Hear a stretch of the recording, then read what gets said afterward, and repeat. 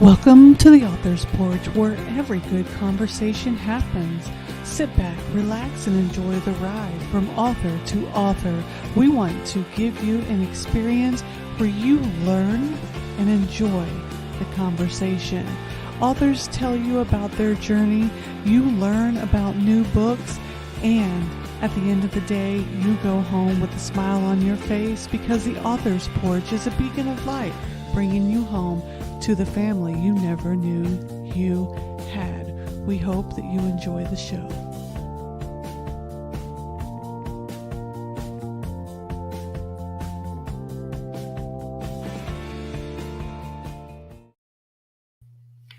Hey everybody, welcome to the Author's Porch, where every great conversation happens, and it happens because we trusted Brendan and Vamsi of Master Talk to show us the power of effective communication.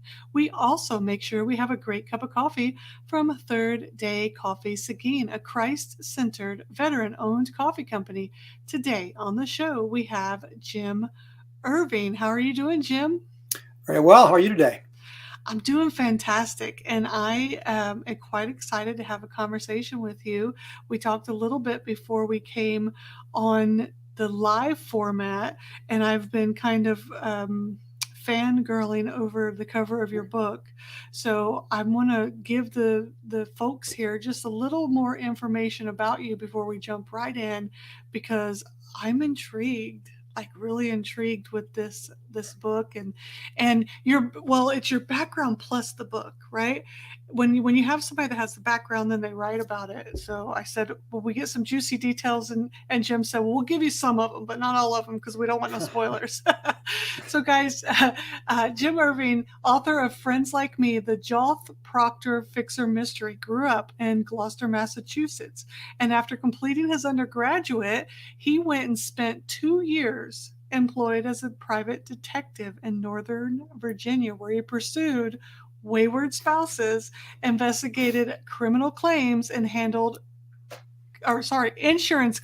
handled criminal investigations. In his early years as a lawyer, he practiced criminal law, which along with his investigations, he experienced trial work as well, which informed this fictional character of Joth Proctor. That's super interesting. Like your life turned into this somewhat fictionalized character. Well, I hope not. I mean, it sort of served as a starting point.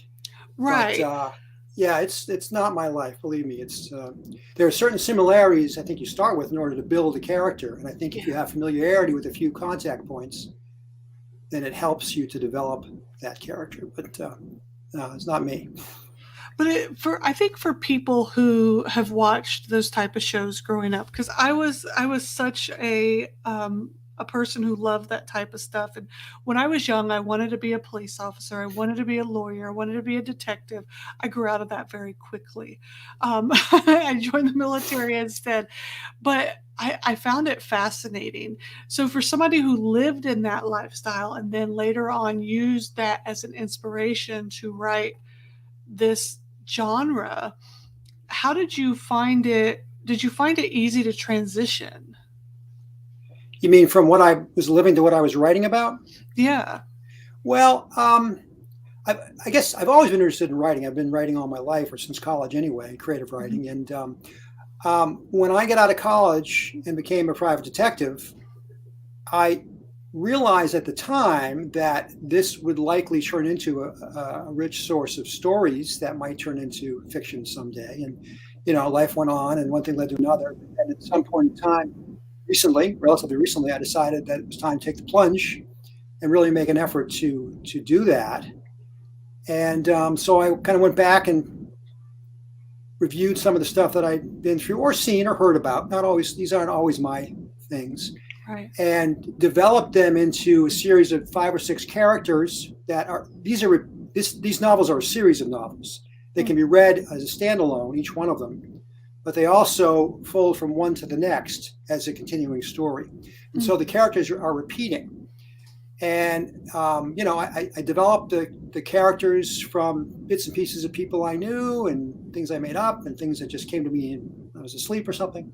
And then once I had those characters, then I was able to really stories kind of flowed from that pretty, I won't say easily, but they flowed from that. Yeah. I love it when people can write a series. One, because everybody loves to be able to continue to follow characters because we fall in love with them, right? But Hopefully. but when you write them and they're still standalone, because sometimes you find a book and you find like the second or the third in the series and you're lost and you can't figure something Yeah. out. That's the glory of a series, when you can write it as a standalone but yet it's still part of a series. So what made you want to write a series versus maybe one and then some different characters? Well, for one thing, I like the characters that I have, Oh, 5 or 6 of them, whatever they are. And I also was interested in developing the relationships between the characters. I mean, Joth Proctor is the narrator. He's the central figure in these stories. He's a sort of underemployed trial lawyer. He's a very good lawyer, doesn't have any business. He's been unsuccessful in love, and unfortunately, the girl who jilted him is now the Commonwealth's attorney, the chief prosecutor in the place where he works. hmm. So he's got to deal with her on an everyday basis. And that relationship, you meet Joth and Heather, where the relationship is what it is. But over the course of the books, that relationship is going to develop. There's tension. There's a continuing attraction, and then there's the problems that existed are still there. But that has to develop over the course of the books. There's a private detective who is his name is D.P. Tran, and he's unlicensed because he lost his license due to perhaps some misjudgments in his profession. And what's going to happen? How is he going to be a private detective without a license? Does he get it back? How's that going to work? Is Joth going to send him work? There's a guy named Irish Dan Crowley who runs the local topless bar. There is such a thing in Arlington, Virginia, and he is Joth's major referral source, and he also is sometimes a client. And that relationship also develops over the course of the books. And these people are all integrally involved in each of the stories that I've written so far. There's 3 of them so far, and a 4th coming out in the fall. Okay. Oh, so a fourth one. So Yeah. you're already ready. You're lining it up over there. Okay. Now, what would you say was your driving force to write the series? Wow, it's a good question. I just, I really like to do it. It's really fun. Mhm. And, people ask me if it's hard, and I sort of say, well, it's not really hard because hard implies that it's unpleasant. It's Right. challenging to write these books. Mhm. But, when I get up in the morning, I get up like at 4:30 in the morning many times and go downstairs and put it on the computer, and I just kind of dive into this world that has been created, that I've created. And, it's fun. You just get in there and see what these folks are doing. And I like it. So that's why I do it. Do you feel like you become a part of their world? Do you feel like you're sitting there in your mind watching it all unfold? Yeah, there's some element of that because this is also the advantage of having a series because you get to know the characters enough that when you want to move the plot along, it's not like you can say, okay, now you have to do this because the character won't do that Right. unless he or she's going to do that. It has to be consistent with who they are. Mhm. So in order to, you have to change the facts of the story rather than just having a person do what you want them to do in order to make it work. And it can be challenging, but as I said, it's fun. It's like living. It's like being in a different world. I mean, it's kind of perhaps a little bit I don't know, unhealthy, but that's where I go every day. It's like going through the closet and step into a whole different world. Now, I definitely agree with that. Sometimes my husband and my mother-in-law will be sitting on the couch and I'll look over and they're cracking up. They're like, "We've been trying to talk to you for 10 minutes." And I'm like, "Oh yeah, I was totally thinking of this story. So I'm sorry." So I get it. Yeah, it can be that way. Now, when you were growing up in Massachusetts, right? Did That's you right. did you dream of being a detective and a lawyer? What was your life like growing up that Well, brought you? my mother dreamed I'd be a lawyer someday for sure, Okay, and okay. that's probably why I ended up being one. But when I went to college, I was an English major in college, Mm, mm, and when I got out of college, I did not want to have a desk job. I did not want to have a job where for the next 30 or 40 years I'd be sort of, be in the same place doing the same thing. And so I had the opportunity to become a private detective. And, I knew it was none of my friends from college were doing anything like that. And it was an odd thing to do. And people rolled their eyes at me. But, it was a great 2 years. It was exciting. It was sort of like, it was often grim, sometimes dangerous, and sometimes boring. But, the moments of exhilaration as a private detective that you have exceed the moments of sort of triumph that I had as a lawyer. And I've had, some successes as a lawyer. But when you do something, when you're a lawyer, you have to work within certain specific rules, the rules of procedure, the rules of evidence, the rules of ethics, and you have to make your case within those parameters. When you're a private detective, there aren't any rules. And the only rule is how far you're willing to go. Mm-hmm. And that doesn't mean that I was willing to do all kinds of crazy things, but it does mean that you had an opportunity to be imaginative and creative and come up with some way of getting something done that you just came up with on the spot. And it wasn't like you could find it in a book someplace. But now we can. Well, yeah, but because you're writing it. Private detectives, what they mostly do, they do a lot of things, but they mostly persuade people to tell them things that they would not be inclined to tell them normally. If you walk up to someone's house, knock on the door, and say, "Hey, does your neighbor have a job? Where is he working?" They're not going to tell you that. But if you believe that person is committing insurance fraud, workman's compensation fraud, and actually is claiming he's unable to work but is working someplace else and is getting double dipping, insurance companies hired me to find that out. And it was. Can I tell you a brief story about that? Yeah, absolutely. There was a case where they thought a guy was claimed he couldn't work. They thought he was working someplace else. So I tried to figure out what was going on. I tried to get his house early, follow his car, knock on his door and talk to him. Didn't work. So one day I went to his neighbor's house, and I said to him, knocked on the door and said, "Hey, I'm Joe Smith. I'm from the Northern Virginia Birders Association, and I believe that there is a very rare subspecies of a scarlet tanager in your backyard. And I wonder if I could get a picture of that bird." And he's looking like I'm crazy. And I said, "Well, of course, if you let me do it, you'll get an acknowledgement in the magazine, and you'll be eligible for the free drawing for Cancun we do every quarter." So he says, "All right." So get in the backyard, and there's no bird back there, right? But the guy's back there with me. He said, "Well, there it is. You see it over there? You see that? You see that red over there in that tree?" And he's going, I don't know. I think that might be in your neighbor's yard. I knocked on his door first. He's not home. Do you know where I can find him? And he told me where he worked.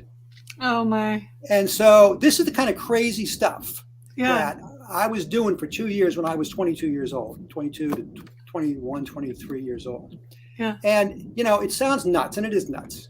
And I'm not embarrassed that I did it, but I wouldn't do it today, but that's something that you do when you're a private detective. You have to get people to tell you things. Right. And Joth Proctor in these novels is sort of like his own private detective, at least initially, until he gets hooked up with DP, Tram.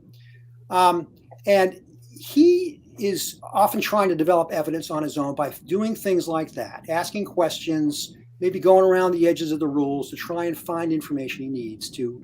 And he's a guy who's trying to do the right thing on all occasions. He doesn't always do the right thing because that's not always easy to do. But he's kind of mixing the techniques of the law and the detective at the same time. Yeah. Man, that's a great story. Like I'm sitting here and I'm just imagining like the things people will tell you when they're not being asked directly, but indirectly. Yeah. Yeah, I would never do that today. But that's what I did. And the point is that those kind of stories, that story does not appear in one of my books yet, but those are the kind of things that you can have license to develop and elaborate on and fit into these plots to move the plot along and to create a way for the heroes to solve the problem, and I think to entertain the reader as well at the same time. And I think it's very entertaining to the reader because it gives insight to how do you catch a guy or gal within the story, and it makes it very imaginative and things like that. Yeah. Now, you said you have six characters, not main Now, characters, but your six characters that are in your books. And we talked about Joth, and you talked about the other one. Can you give us some insight to some of the other characters in the book that you love so much? well, there's Heather, the prosecutor, the old girlfriend, Okay. and there's DP Tran, the private detective, Uh huh. who's crazy, and like a lot of detectives. And there's the guy Irish Dan who runs the topless bar, Yep. and there is a Catholic priest who doesn't always follow the the rules as he might. Yeah. And some people do die in these books, so some people come and go. But I think I've tried to make each of the characters that's a repeating character interesting in and of himself. And also, everybody in the book has got some sort of ethical challenge, or doesn't. Everybody's dealing with the question of what can I do, what should I do, what am I allowed to do, and I think that's one of the tensions in the books. Yeah. Is this sort of moral ambiguity that surrounds everybody? How far can you push? How far are you willing to push things, and how far should you push things? Especially if you're trying to get a equitable result. Does the sin justify the result? And it's a question. I don't try to answer that question, but I try to, in some cases, allow the reader to consider that. Was that something that he or she should have done there, even though a certain result arose from it? Yeah, because I'm an avid reader, and there's a lot of times when I'm reading a book, it's like you want to push that envelope. As a reader, you're hoping certain things happen, right? So that's a good way of thinking of it, is when you're giving them just enough of that leeway so that the reader tries to push it one way or the other, but yet you're putting it where, as the author, where you want it to go in order to move the story along.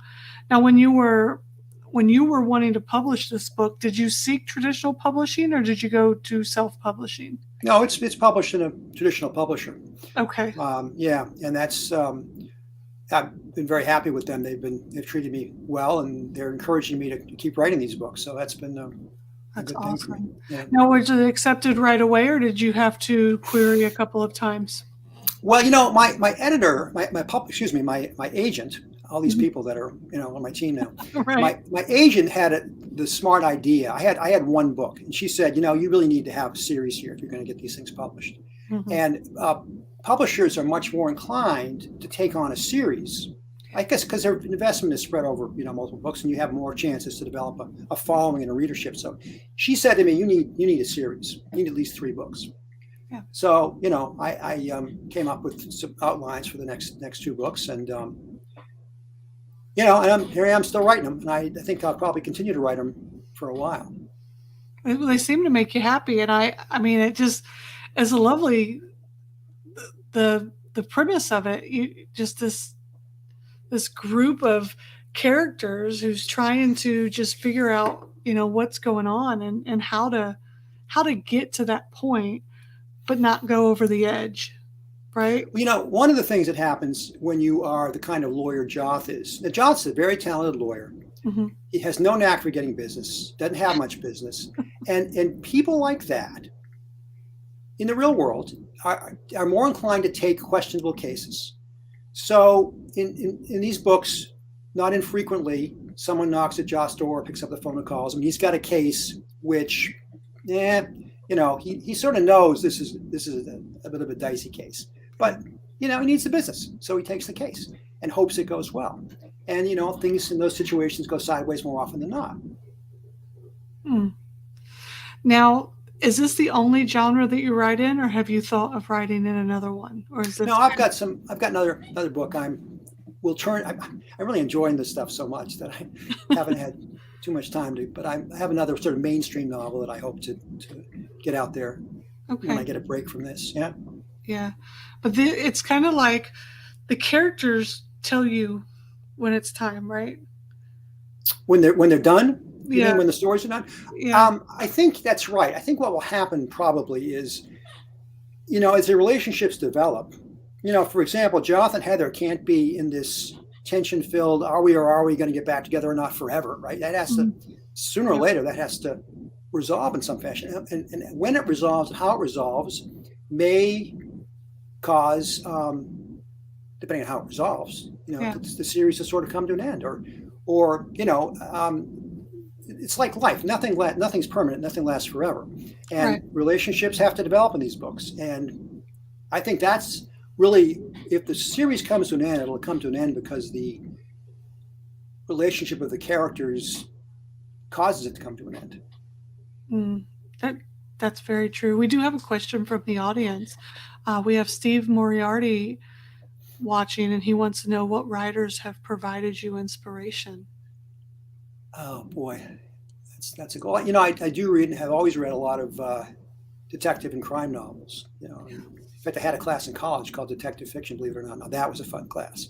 Yeah. And but I was an English major in college, so I've read a lot of good fiction. And I think people roll their eyes when I say this, but William Shakespeare is a guy who, if Mm. you can get past the language difficulties and the fact that the culture is so different in these books, Yeah. there is so much in those books about human nature and interrelationship between people. And he does it all with dialogue, don't forget, because there's no, it's a play, it's all dialogue. So you really, if you read Shakespeare, you learn how to have a location described not through what it looks like, but through someone's commentary on it, or someone's mood or attitude has to be recognized by someone seeing something on their face and saying something. Mm. And so I think that's really a great way to learn to write dialogue is reading William Shakespeare. That's interesting. I had never heard that, but thinking about it, how do you? I have heard you have to explain in a book basically how someone is feeling versus saying, Yeah, I two different. feel this. But I had never heard to go back to William Shakespeare. That's Yeah, it's fascinating. the idea of not using adverbs. He said that Yeah. happily, or he said that angrily. You have to show that he's angry Yeah. or happy Hmm. by what the choice of words he uses or something else. Hmm. And yeah, that is, I think, where you develop. If you can do that, you're writing fairly high quality fiction. I think it's not that easy to do. That's what you want to aim for. I'm gonna have to read me some Shakespeare. Yeah, but it Very doesn't hurt. interesting. Yeah. Yeah. So, if you had any advice for writers out there, because there's a lot of people that, I mean, they query for years that they can't get a publishing deal, and some that just go straight to self-publishing because they like having all the control, or they don't have enough um, with confidence to go into the traditional publishing for fear of rejection. What would your advice be for the writers and the authors out there that want to have those wonderful stories like you do? I think the first thing to keep in mind is if you don't really love to do it, you probably shouldn't be doing it. It's not really a hobby or something that is, you do when you spare time. You need to do it every day. And if you have to make yourself do it every day, yeah, maybe you ought to be doing something else. But if you really do have a passion for it and it makes you happy, as it does for me, Mhm. then that's you know it's like pursuing anything else you love. If you love it, go do it. Go after it. Yeah, so true. You have to love it in order for it to to burn that passion in your soul. I love that. Where can people reach you at, Jim? Well, I have a website. It's James www.jamesvirving.com. And we've put that in the comments here. So anyone watching on YouTube or Facebook would be able to see that in the comments when we put it on the podcast format. I want people to be able to hear it as well so they can write it down wherever they're at in their car, listening at their desk at work, all that good stuff. So this is the time where I want to make sure, is there anything that we haven't, any upcoming projects other than the fourth book in the series? Well, there are 3 books out right now. They're available on Amazon in both Kindle and in print. It's a 4th book coming out in the fall that is called Friend of the Devil. They all have friend in the name. Okay. So friends like these, friend of a friend, friend of the court, and then friend of the devil. And so I'm pretty close to being finished with the 4th one. Wow. How long does it Yeah. take you to write these? It seems like it's happened awfully fast. Yeah, it has surprised me. It's you get to places where you're stuck, Yeah. and there are times you just say, all right, it's not working. You have to go all the way back and start again.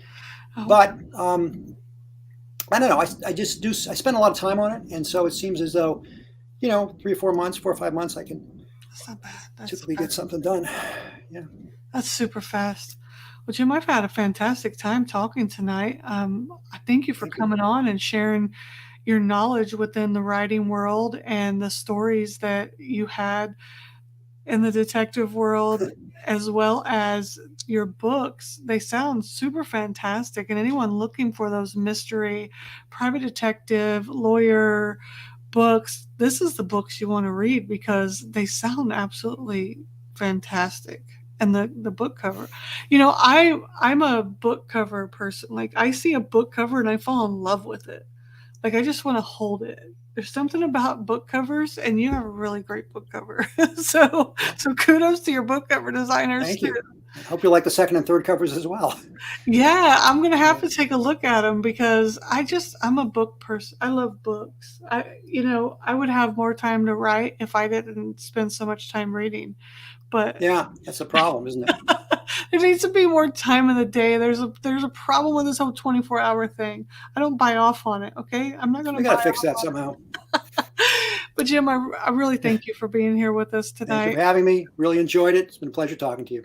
Awesome, guys. Don't forget to come back each week and watch us either live or on the podcast right here on Facebook. You can ask Alexa or Siri to play our latest episode as well. Head to our website, check out the latest issue of the magazine. We have a new one coming out on the 4th of April. We want to continue making authors' dreams come true by providing them a platform to shine. We'll see you guys next time. And if you appreciate conversations like we do and you want to become a better speaker, visit our friends Brendan and Vamsi at mastertalk.ca, where they teach you to use the power of your voice. Don't forget, stay awake with a nice cup of coffee from Third Day Coffee Seguin, the best cup of coffee on this side of heaven.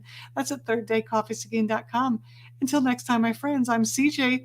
There's Jim. Go read his books, everybody, and write on. Bye, Jim. Bye, everybody. Thanks for having me. Thanks. Enjoyed it. Bye. The Author's Porch, the certified veteran hosted podcast. Show your support, tune in, share, and subscribe.